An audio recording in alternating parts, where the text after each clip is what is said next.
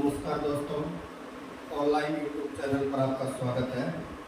दोस्तों, आज हम लोग चर्चा करेंगे जो राजस्थान का जो एकीकरण है, इस एकीकरण के ऊपर हम लोग चर्चा करेंगे। राजस्थान का एकीकरण। सबसे पहले बात करें कि एकीकरण का मतलब क्या होता है। तो जब अंग्रेज भारत छोड़कर गए उस समय हमारे यहाँ रियासतें थी, ठिकाने थे और एक केंद्र शासित प्रदेश था। ये जो एक केंद्र शासित प्रदेश था ये था अजमेर मेरवाड़ा, जो वर्तमान में ब्यावर कहलाता है और जो जिले के कारण शुरू किए गए।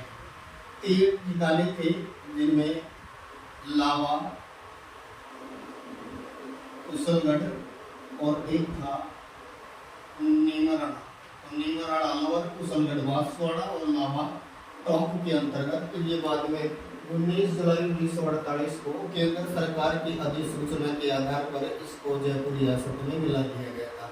एकीकरण के समय चौथे चरण में जयपुर रियासत के साथ में शामिल किया जाता है लावा को। बात करें कि रियासतें कितनी थी, तो रियासतें कितनी थी 19, ठिकाने 3 और केंद्र शासित प्रदेश 1 जिसका नाम था अजमेर मेरवाड़ा। बात करें दोस्तों रियासतें, जब कोई सम्मेलन या सभा हुआ करती थी अंग्रेजों के समय, तो ये जो रियासत होती थी इसके शासक को तोप की सलामी का अधिकार होता था, जबकि ठिकाने का जो शासक होता था इसको तोप की सलामी का अधिकार नहीं था। और जो सीधे ब्रिटिश शासित थे यानी एक चीफ कमिश्नर क्षेत्र के तौर पर थे वो केंद्र शासित प्रदेश थे। तो केंद्र शासित प्रदेश अंग्रेजों के समय 4 थे, इन्हें याद रख सकते हैं ए बी सी डी से। ए से अजमेर मेरवाड़ा जो राजस्थान के अंतर्गत, बी से बलूचिस्तान जो पाकिस्तान के अंतर्गत है, सी से कुर्ग जो वर्तमान में कर्नाटक का जिला है और डी से दिल्ली जो की बात करें कि वर्तमान में देश की राजधानी बना हुआ है। दोस्तों, ये जो रियासत होती थी इसके शासक को तोप की सलामी का अधिकार होता था, जबकि ठिकाने के शासक को तोप की सलामी का अधिकार नहीं होता था। और जो सीधे ब्रिटिश शासित थे, चीफ कमिश्नर क्षेत्र के रूप में थे, उनको केंद्र शासित प्रदेश का नाम दिया गया। और राजस्थान में एक था जिसका नाम था अजमेर मेरवाड़ा। बात करें दोस्तों, थोड़ा सा भारत के ऊपर देख लेते हैं।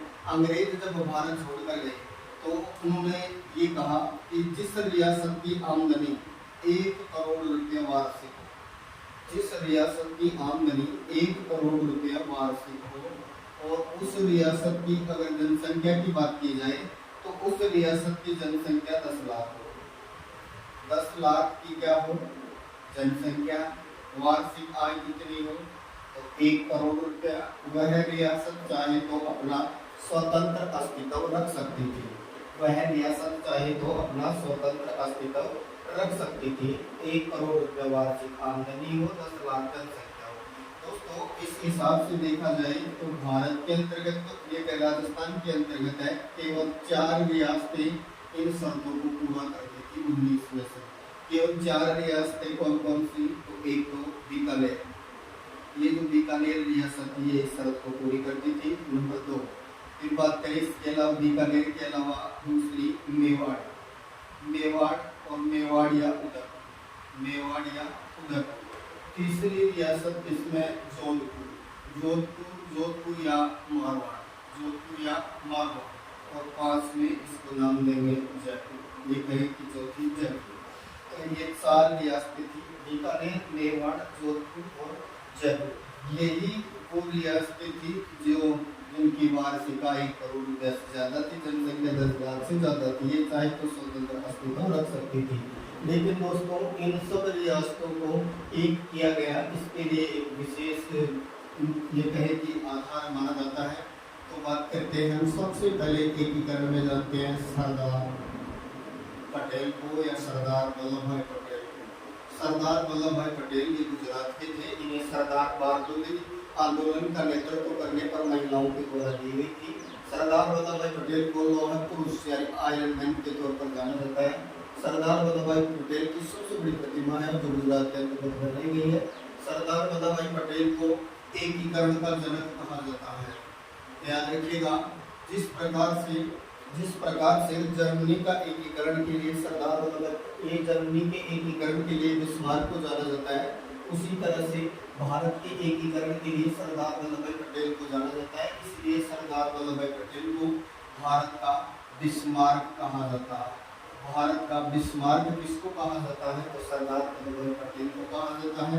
बात करें सरदार वल्लभ भाई पटेल को ही क्या कहा जाता है? तो इन्हें ही आयरन मैन यानी लोहे पुरुष के तौर पर जाना जाता है।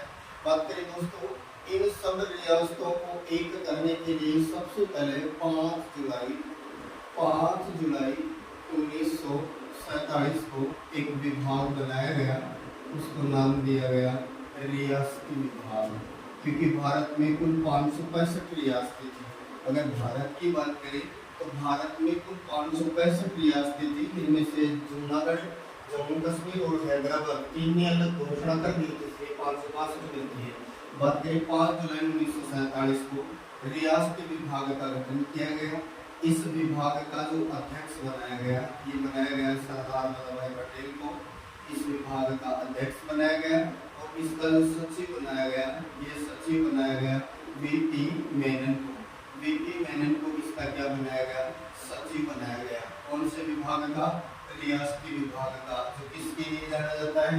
एकीकरण के लिए। कब गठन हुआ? 5 जुलाई 1947 को। बात करें दोस्तों, 19 रियासतों को 3 ठिकाने और 1 केंद्र शासित प्रदेश को मिलाया गया। ये शुरुआत हुई 18 मार्च 1948 से और एकीकरण राजस्थान का पूरा होगा 1 नवंबर 1956 को। तो दोस्तों, ये जो समय लगा इसके अंतर्गत, ये लगा 8 वर्ष 7 माह है और 14 दिन। 8 वर्ष 7 माह 14 दिन का एकीकरण के अंतर्गत है, कुछ समय लगा। एकीकरण करने में कितने चरण हुए? 7 चरण संपन्न हुए। 1948 की अगर बात करें तो 3 चरण, 1949 के अंतर्गत 2 चरण, 1950 के अंतर्गत 1 चरण और 1956 के अंतर्गत 1 चरण। तो टोटल 7 चरणों के अंतर्गत है और राजस्थान का एकीकरण पूरा किया गया। दोस्तों, एकीकरण के समय बात करें कि 19 जो रियासतें थी, बात करें ठिकाने हमने पढ़ लिए। लावाटोक में, कुशलगढ़, बांसवाड़ा और निमरना अलवर के अंतर्गत। फिर बात करें दोस्तों कि 19 रियासतें कौन कौन सी थी जिनको मिला करके एकीकरण किया गया, तो हम 19 रियासतों पर चर्चा कर लेते हैं। कई बार स्वाभाविक तौर पर यहाँ से आ जाता है कि एकीकरण के समय कौन सी रियासत थी और एकीकरण के समय कौन सी रियासत नहीं थी। तो इसके लिए हम लोग यहाँ 100 ट्रिक यूज लेंगे, यहाँ ट्रिक ले सकते हैं और ट्रिक लेंगे। अब भी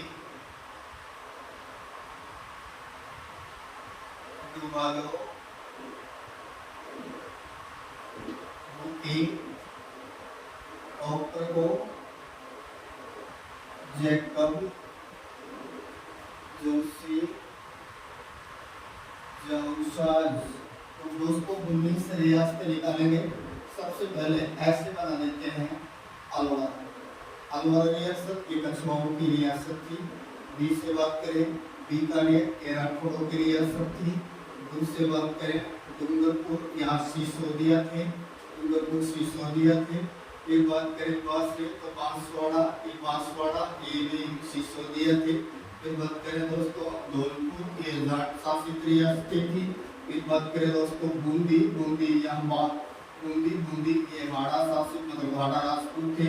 फिर बात करें दोस्तों किशनगढ़ तो किशनगढ़ के अंतर्गत अगर बात करें हम लोग कि राठौड़ों की थी। टोंक एकमात्र मुस्लिम रियासत जिसे नवाब नगरी के तौर पर जाना गया। टोंक का नवाब अजीजुद्दौला से बनाएंगे प्रतापगढ़ ये अंबिका प्रसाद सिसोदिया। उससे बनेगा कोटा हाड़ा राजपूत। जैसे बनाएंगे जैसलमेर ये रघुनाथ सिंह यानी भाटी जैसलमेर के भाटी राजपूत। कैसे करौली यदुवंशियों की रियासत। वैसे भरतपुर की बात करें तो जाट शासित रियासत।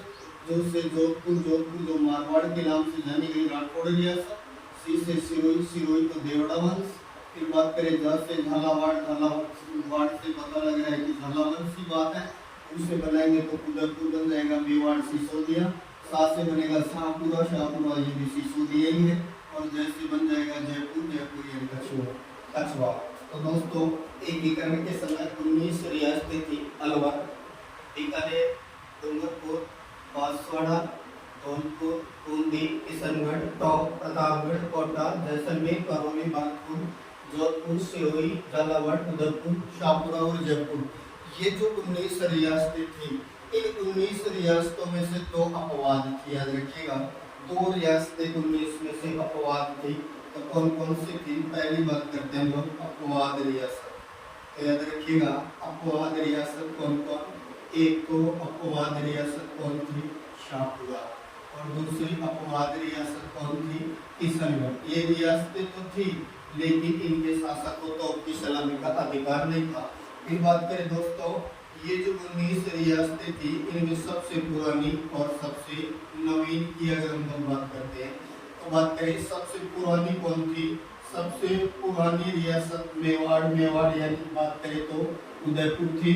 और बात करें सबसे नवीन की, तो सबसे नवीन रियासत कौन सी थी?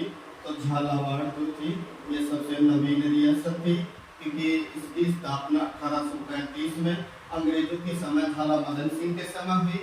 जबकि बात करें मेवाड़ की, तो गोहिल के द्वारा इसकी मेवाड़ के अंतर्गत गोहिल की स्थापना 566 माना जाता है। एक बात करें दोस्तों, एकीकरण के समय बड़ी, एकीकरण के समय बड़ी रियासत, एकीकरण के समय बड़ी रियासत की अगर हम लोग बात करें, तो इसका उत्तर होगा क्षेत्रफल में मारवाड़ या जोधपुर, क्षेत्रफल में मारवाड़ या जोधपुर। और बात करें अगर हम लोग जनसंख्या की दृष्टि से अगर बात करें, तो इसका उत्तर होगा जयपुर या आमेर। और दोनों में छोटी की अगर हम लोग बात करें, तो ये हो जाएगा शाहपुरा। यानी जनसंख्या और क्षेत्रफल दोनों में सबसे छोटी रियासत कौन थी? शाहपुरा थी। फिर बात करें दोस्तों, जाट शासित रियासतें कौन थी? तो भरतपुर, और एक कौन था? धौलपुर था।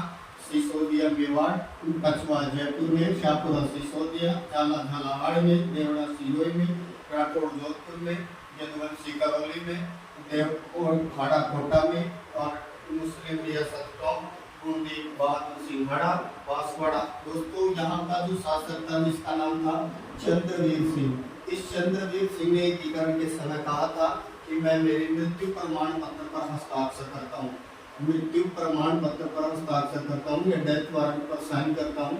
ये बांसवाड़ा के चंद्रवीर सिंह ने कहा था। दोस्तों एकीकरण के समय जो जोधपुर जो रियासत थी मारवाड़, इसका जो शासक था हनुमंत सिंह या हनुमंत सिंह। इसे मोहम्मद अली जिन्ना ने खाली स्टाम्प पेपर साइन करके दिया था और कहा था जैसे सिरक ले, लेकिन जोधपुर मारवाड़ को पाकिस्तान में मिला दे। इसलिए ये हनुमंत सिंह रियासती विभाग में दिल्ली जाकर बेटी मेहनत की पिस्टल लगा देता है खनपटी पर, और ये कहता है मेरी रियासत है, मैं कहीं भी मिला हूँ। लेकिन कहते हैं सरदार पटेल जी की अन्य के प्रयासों से उन्हें राजी किया गया और हस्ताक्षर करवाए गए। तो दोस्तों एकीकरण के समय ये कहीं की जो सिरोही थी, इस सिरोही रियासत का जो शासक था ये नाबालिग था। तो इस रियासत का शासक नाबालिग था और जिसका 2 चरणों में विलय किया गया, वो रियासत भी कौन थी? तो सिरोही। सिरोही रियासत का विलय 2 चरणों में किया गया। सिरोही रियासत का शासक नाबालिग था। मुस्लिम रियासत कौन थी? टोंक थी। देखते हैं कि जो जाट शासित रियासतें भरतपुर और धौलपुर थी।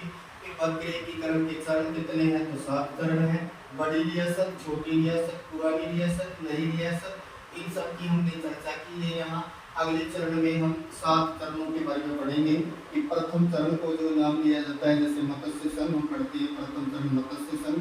दूसरा कहलाता है पूर्व राजस्थान, तीसरा संयुक्त राजस्थान, चौथा वृहद राजस्थान, पांचवा राजस्थान संघ और संयुक्त वृहद राजस्थान, और छठा राजस्थान संघ, और 7वां वर्तमान राजस्थान। ये कहीं 7 चरणों में जो एकीकरण माना जाता है। बाकी चरणों की चर्चा अगले वीडियो में करेंगे दोस्तों। चैनल को सब्सक्राइब करें। धन्यवाद।